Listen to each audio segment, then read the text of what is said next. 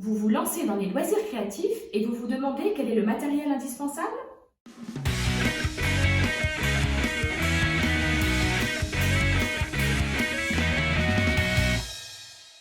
Bonjour et bienvenue sur Autre bien, faut que j'essaye. Aujourd'hui, une vidéo un petit peu particulière.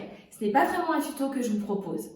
Je vous explique. Il y a 3 ans, quand nous avons quitté la France pour le Mexique, nous sommes partis chacun avec 2 valises. Pas de container, rien du tout.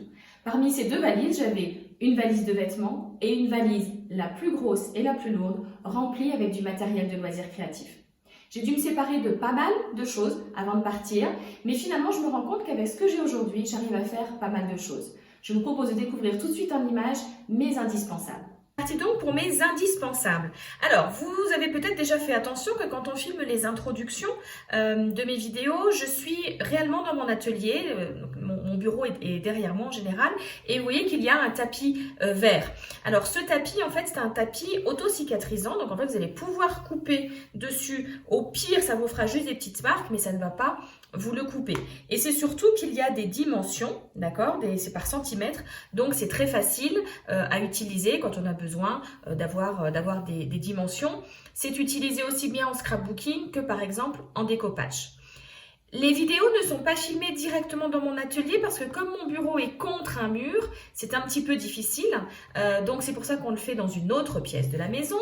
Vous saurez tout, mais je trouve que ce tapis vert à l'œil n'est vraiment pas agréable. C'est pour cela que je le remplace quand on filme par une plaque comme celle-ci en MDF qui peut être salie ou autre. C'est pas gênant, et puis en général mes découpes, je les fais de toute façon avant la vidéo. Ensuite, dans mes indispensables sur mon bureau, il y a une petite poubelle. Alors ça, c'est une petite corbeille réalisée en tissu. Cela fera peut-être un jour l'objet d'un tuto en vidéo, pourquoi pas. Et sur comme c'est du tissu, j'ai pu épingler deux épingles ici. Ça m'évite de les chercher partout. Voilà. J'ai également toujours sur mon bureau un petit chiffon découpé dans un vieux t-shirt tout troué. Et on a toujours avec soi une règle, un crayon de papier. J'ai oublié la gomme et le taille-crayon, mais voilà, ça fait partie des indispensables que tout le monde en général a chez soi. Ensuite, qu'est-ce qu'il me faut pour découper? Une paire de ciseaux. Voilà, celle-ci est vraiment spéciale papier. J'en ai une autre spéciale tissu. Pareil pour les ciseaux cranteurs.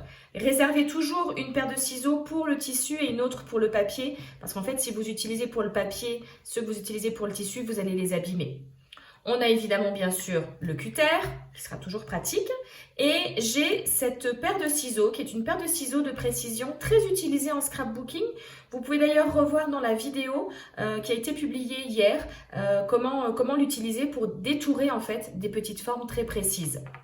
Dernier outil, alors vraiment très très pratique. Si vous devez investir dans quelque chose, à mon avis, c'est bien dans un massicot.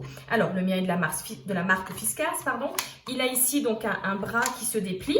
Et alors, comment on utilise un massicot? C'est une question qu'on me posait régulièrement en atelier. En fait, vous avez ici le point de départ, le point 0. Alors, je ne suis pas sûre qu'à la caméra, on puisse bien voir. Mais ici, en fait, vous avez un fil. Et c'est ce fil-là qui va vous servir de guide pour couper. J'ai ma lame qui s'est enlevée. Voilà, la lame est interchangeable, évidemment. Alors, quand je veux couper un papier, si par exemple, je veux quelque chose qui fasse 10 cm ou 15 cm, mon point de départ est donc ici de 0 et va aller ici jusqu'à 15. Donc, je place mon papier, je cherche le 15 qui est ici et je vais découper avec ma petite lame. OK ? Si je veux 15 après par 17, et bien pareil, mon point de départ ici est de 0. Je vais chercher le 17 ici. Je me positionne bien. Il faut toujours être bien contre le petit rebord que vous avez ici, sinon votre découpe ne sera pas droite. Et voilà, vous avez votre rectangle de 15 par 17. Il faut ensuite pouvoir coller. Alors, différentes possibilités au niveau de la colle blanche, de la colle liquide comme ici. Ça peut être de la colle en bâton. Ça peut être également, alors notamment pour le scrapbooking, si vous avez des petites pièces à coller, ce stylo colle est vraiment très pratique. Alors regardez, je vais vous montrer l'utilisation de 2 outils en même temps. Quand on a des petites choses précises à couper, cette petite pince qui ressemble en fait à une pince à épiler est vraiment très pratique. Donc en fait, vous allez bloquer votre petite forme dans la petite pince, vous allez appliquer votre colle. Voilà, c'est beaucoup plus précis et vous allez pouvoir la coller. Allez, je vais la coller ici, ça fera une décoration sur la plaque. Vous allez pouvoir la coller beaucoup plus facilement. Au niveau des scotch, du scotch double face de différentes largeurs. Vous pouvez également avoir besoin de scotch, on va dire normal, du scotch de bureau. Et l'indispensable en loisirs créatifs, ça va être le pistolet à colle. Alors attention à manipuler avec précaution. Je vous garantis que quand on se brûle, un jour je me suis brûlé un ongle, ça fait très mal.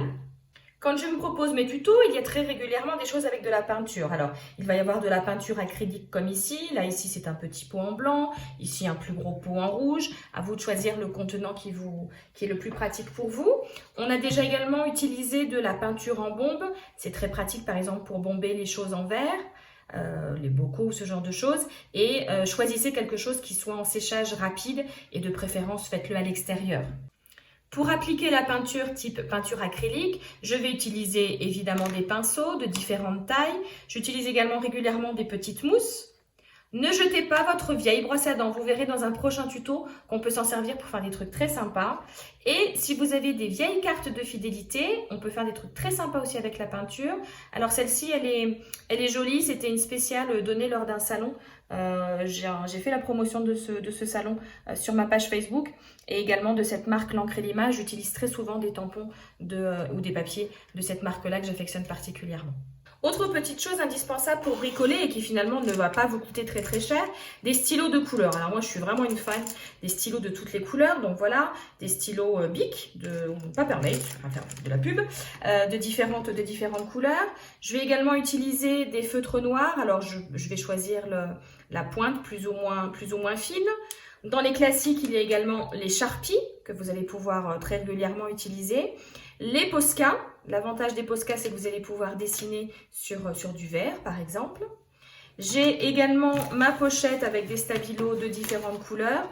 La pointe est assez fine également, donc c'est pratique pour faire des choses très fines, des petits traits très fins. Et je me suis offert une jolie pochette avec une quantité de feutres Pro Marker qui sont vraiment super. Alors, c'est vraiment pour faire du coloriage, mais voilà, un petit peu plus sophistiqué, on va dire. Donc, il y en a en fait des deux côtés. Les papiers, alors ce sont en général des papiers de scrapbooking que j'utilise. La particularité de ces papiers, c'est d'une part le grammage, ils sont bien épais. La dimension, c'est 30,5 par 30,5, mais il m'arrive aussi régulièrement, ici au Mexique, j'ai un magasin où je trouve une quantité phénoménale de papier en format A4, avec plein de motifs aussi. Les papiers de scrapbooking, en général, sont recto verso, mais pas forcément. Ici, j'en trouve beaucoup qui est simplement imprimé d'un côté. On trouve aussi des papiers très sympas avec des étiquettes. Donc ça, c'est vrai que pour agrémenter vos différentes créations, pas forcément le scrapbooking, hein, ça peut être aussi un cadre ou autre, ça peut être vraiment sympa. Et surtout, ne jetez pas, gardez toutes vos chutes. Alors là, c'est quand même des chutes assez grandes. Mais là, par exemple, voilà, une petite chute de papier que j'avais ici, une autre par là. Voilà, ne jetez rien parce qu'on arrive toujours à faire des petites choses avec ces papiers. Autre élément que j'utilise régulièrement dans mes décorations, ce sont des pages de vieux livres. Alors, je l'ai déjà dit, je sais, le livre, c'est quelque chose, c'est un objet sacré. Ça peut des fois faire un petit peu lever les yeux au ciel à certains ou certaines. Ce sont en général des vieux livres qui, sinon, finiraient certainement à la déchetterie. Ou voilà, enfin, des livres qui sont vraiment en fin de vie. Donc, gardez un vieux livre que vous allez pouvoir déchirer. Qu'est-ce que j'ai encore dans mon placard? Eh bien, j'ai des pochoirs. Alors, ça peut paraître très enfantin, les pochoirs, on s'en servait quand on était petit, mais c'est très pratique. Je vous mets en lien une vidéo où nous avions fait des petites plaques en carton et où nous avions utilisé les pochoirs. Moi, je trouve que pour faire du texte ou d'autres choses, parce qu'il existe également des pochoirs avec des cœurs, des motifs ou autres, on s'en servira très certainement dans une prochaine vidéo. Mais voilà, ça fait partie des petites choses qui ne prennent pas beaucoup de place et qui ne sont pas très chères et qui peuvent nous aider à faire des décos vraiment sympas. Maintenant, les tampons. Alors, les tampons, c'est vraiment spécifique au scrapbooking, mais on l'utilise dans beaucoup d'autres activités de loisirs créatifs. Il en existe de différentes sortes. Alors, vous avez des encres comme ici qui sont montées sur du bois. Donc, la gomme est toujours ici. Le tampon lui-même est en caoutchouc, mais c'est monté sur du bois. Vous allez pouvoir en avoir également comme ça qui sont complètement en caoutchouc, on va dire, et qui sont très faciles ceux-là à laver si vous devez les utiliser par exemple avec les enfants, parce que ceux-là vous pouvez les mettre dans un bain avec du produit vaisselle et frotter. Les tampons en bois, on utilise des lingettes, soit des lingettes bébés ou des maquillantes. Alors je sais que c'est pas très écolo non plus, mais sinon il existe des produits, des tapis spécifiques pour les nettoyer. Au niveau des tampons, il existe également ce genre de tampons, alors qui sont montés sur une mousse. C'est possible que quand vous les commandez, ils arrivent séparés. On va dire que juste cette partie bleue et la partie de la mousse est à monter vous-même. Comment fonctionne ce tampon-là? Vous allez en fait le positionner sur une plaque électrique. Et ça va être électrostatique, pardon, pas électrique. Et en fait, l'électrostaticité, oh j'ai réussi à le dire, va faire que votre tampon va tenir. Sur le même principe, pour ces tampons, pour ces plaques comme ça, il y a des tampons comme ça qu'on appelle les tampons clear. On va les utiliser dans 30 secondes. Je vais vous montrer ce que ça donne quand on tamponne. Je vais les positionner sur une plaque comme ça acrylique et vous voyez que ça tient. Au niveau des encres, alors ce que je vous présente là, ce n'est absolument pas exhaustif. Je vous montre ce que j'ai encore moi dans mon placard, mais il en existe vraiment une multitude. Moi, j'aime bien la marque Versafine, vraiment pour tamponner. Il existe également des petits boîtiers comme ça, beaucoup plus petits de chez Aladdin. Ce sont des e-zinc avec une palette à tomber. Et la marque Distress qui est de chez Ranger avec Timols qui est le dieu du scrap. Toutes les scrapeuses connaissent Timols. On verra au fur et à mesure des vidéos que on va pas les utiliser de la même façon. Celles-ci, on va pouvoir les utiliser également pour faire des fonds de page et celle-ci va être davantage pour tamponner. Comment j'utilise un tampon? Alors, très souvent, quand on débute, on a envie de prendre le tampon et de mettre de l'encre dessus. Le problème, c'est que si je fais ça, je vais mettre de l'encre partout ici. Et quand je vais tamponner, j'aurai de l'encre partout sur mon papier. Ce n'est pas le but recherché. Donc, en fait, c'est l'inverse. Ce n'est pas le tampon qui vient sur l'encre, c'est l'encre qui vient sur le tampon. Donc, je tapote. Et je le positionne, j'appuie bien fort, je fais bien attention d'être sur une surface plane, qu'il n'y ait rien qui me dérange en dessous. J'appuie bien fort sur toute la surface et voilà mon tampon. Dernier petit conseil avec les tampons clear. À force d'être utilisés, ils peuvent ne plus avoir cette électrostaticité et donc ne plus coller sur votre plaque. Ce qu'il faut, c'est simplement à l'arrière du tampon, vous allez appliquer un petit peu de savon ou de liquide vaisselle. Vous allez frotter sans vraiment le rincer. Il faut qu'il y ait encore une fine couche dessus de savon, on va dire. Et vous verrez qu'après, il va super bien recoller sur votre plaque. Ensuite, les perforatrices. Alors, je vous ai fait une petite sélection de ce que j'ai et surtout celles que je trouve les plus utiles et celles dont vous allez pouvoir vous servir très régulièrement sur un petit peu tous les projets que vous allez avoir. Alors, j'adore les étoiles. Voilà, j'en ai une grande, une petite. Un cœur, ça reste quelque chose d'intemporel. Je vous ai sélectionné ici un rond et ici un rond festonné. Regardez, donc par exemple, je vais pouvoir découper une forme que j'ai tamponnée tout à l'heure, une forme ronde. Il n'y a rien de plus compliqué que de découper une forme ronde. Donc vraiment la perforatrice ronde, je trouve ça génial. Donc vous allez en fait vous positionner comme ça à l'arrière et vous allez découper votre rond. J'ai donc découpé mon premier rond et ce qui peut être sympa, c'est de travailler en fait en superposition avec les perforatrices. Alors, je vais pouvoir découper comme ça ici un rond festonné. Alors, vous avez vu que moi, je travaille avec mes perforatrices à l'envers. C'est vrai qu'en général, on apprend plutôt à se positionner. Je vais vous pousser ça pour mieux voir. En général, on apprend à se positionner pour être ici au bord. Comme ça, on est sûr de ne pas d'avoir tout son papier dans la perforatrice. Moi, je trouve que quand on fait ça, on perd un petit peu de papier. Parce que quand je travaille à l'envers, je vais choisir d'être au plus près du bord de mon papier. Donc, si la perforatrice n'est pas trop grosse, vous pouvez le faire comme ça. Si le motif est trop gros, il vaut mieux effectivement travailler à plat, ce sera plus facile. J'ai donc découpé mon rond festonné et regardez, je peux très bien imaginer de le coller comme ça là-dessus ou de l'autre côté si je veux. Et j'ai créé un embellissement de toutes pièces en fait. Autre perforatrice que je vous présente aujourd'hui, c'est une perforatrice bordure. Vous retrouverez une mise en situation de cette perforatrice. Dans la vidéo, nous avions fait un cadeau spécial Fête des Mères. Je vous montre quand même ici comment s'en servir. En fait, vous allez donc vous positionner bien au bord ici. Vous positionnez bien votre papier au bord. Vous allez perforer une première fois. Et alors, ça va vous faire plein de petits confettis. Et ensuite, vous voyez qu'ici, il y a des motifs qui sont dessinés. Je vais donc caler mon dessin dans le motif, ici. Je cale toujours bien également ma feuille de papier contre le rebord et je vais continuer à perforer. Et je vais faire comme ça tout du long. Dernière petite perforatrice que je vous présente aujourd'hui, ce sont en fait des petites pinces. Alors celle-ci, par exemple, ça va faire des petits cœurs. Si je la prenais dans le bon sens, ce serait mieux. Voilà, des petits cœurs, vous voyez, ici. Celle-ci fait des petites étoiles. Alors, il en existe aussi simplement pour faire un petit trou pour relier. Et ce qui est rigolo, c'est que vous avez ici la recharge, on va dire, enfin la petite poubelle. Et en fait, ça va vous faire après des petits confettis que vous allez pouvoir positionner sur votre table. Enfin, mes indispensables dans mon atelier, j'ai de la laine de différentes tailles, de différentes couleurs. Là, je vous sors juste un petit assortiment. J'ai de la corde, pareil, vous avez différentes tailles. Vous pouvez les trouver aussi dans les magasins de bricolage, pas forcément dans les magasins de loisirs créatifs. J'ai du fil de fer, vous pouvez en avoir de différentes couleurs, de différents diamètres.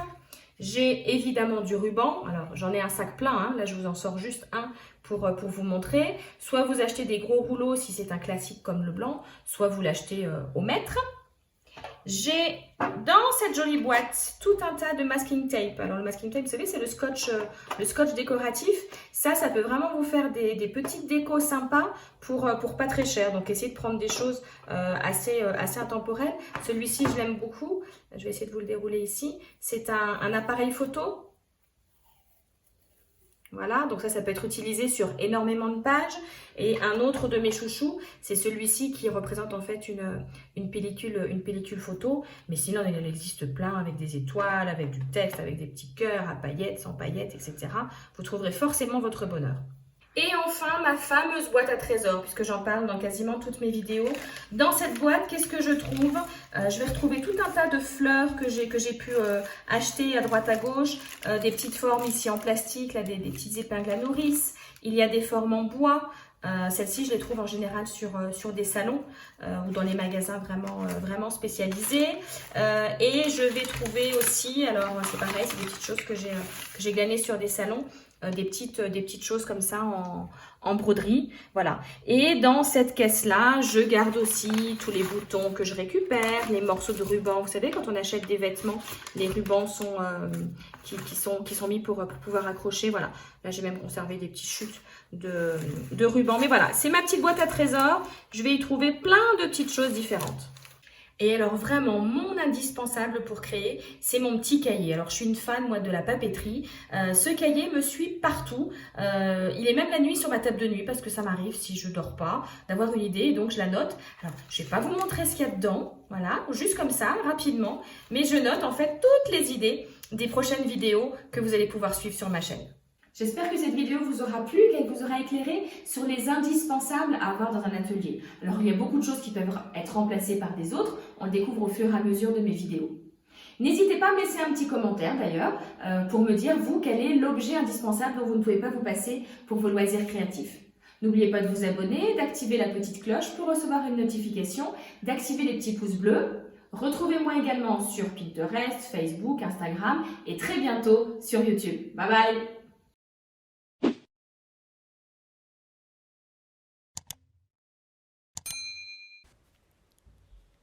Et j'espère qu'en regardant cette vidéo, vous vous êtes dit « Oh trop bien, faut que j'essaye ».